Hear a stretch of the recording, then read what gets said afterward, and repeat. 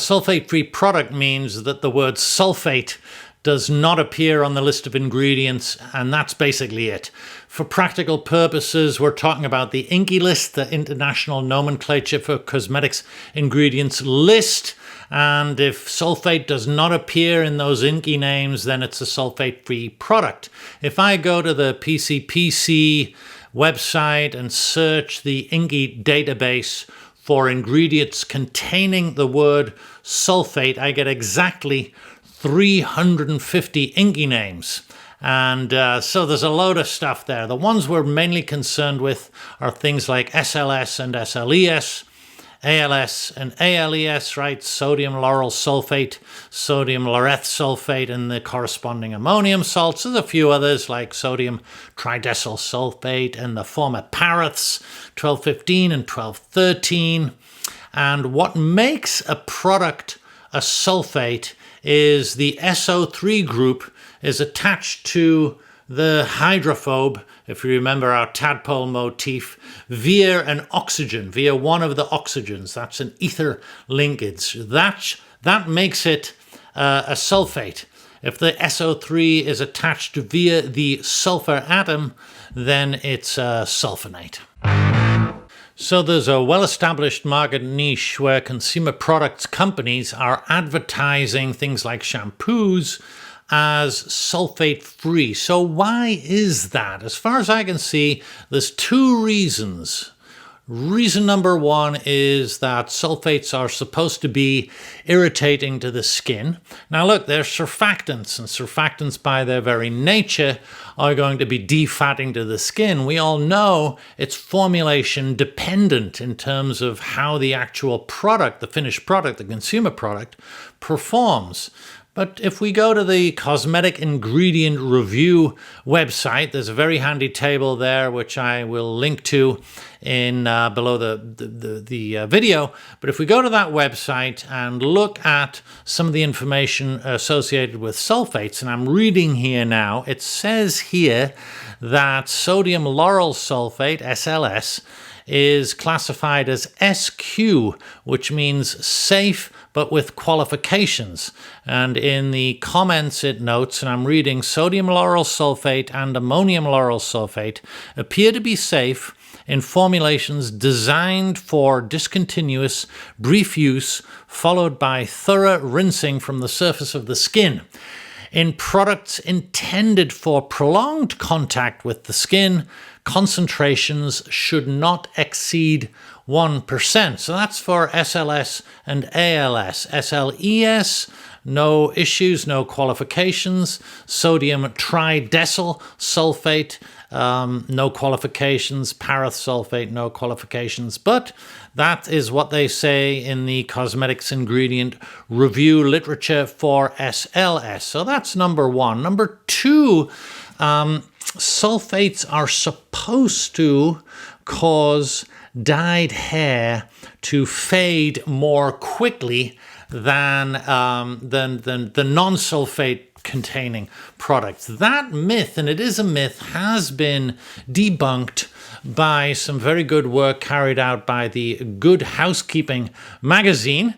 And again, I quote here, don't worry about sulfate-free, says Good Housekeeping.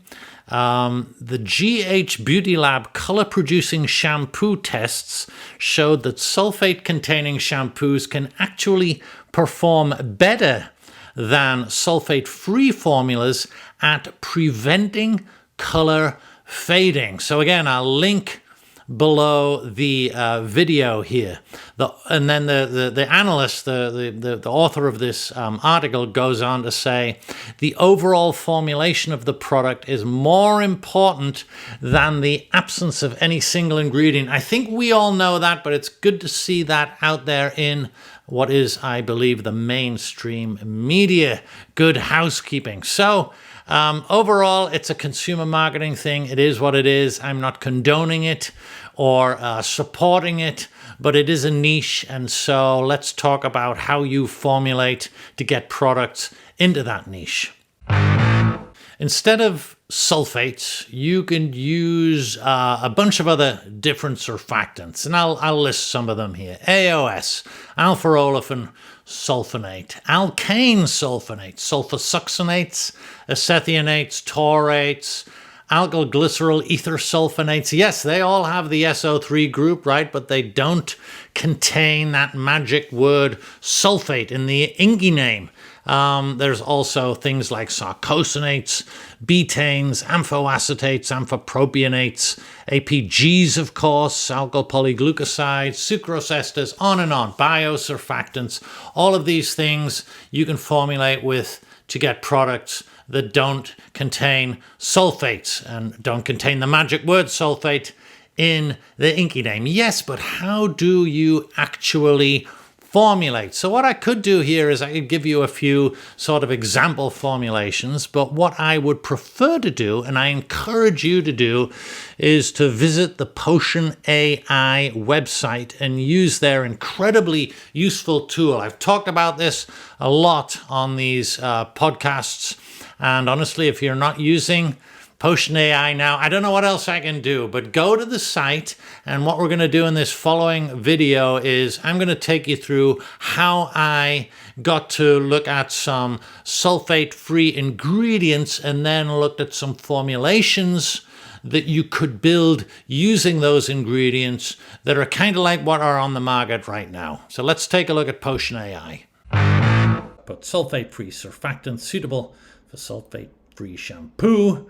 Search and you get a whole bunch of recommendations. This one's a blend, cocoa amphoacetate with an APG and glutamate.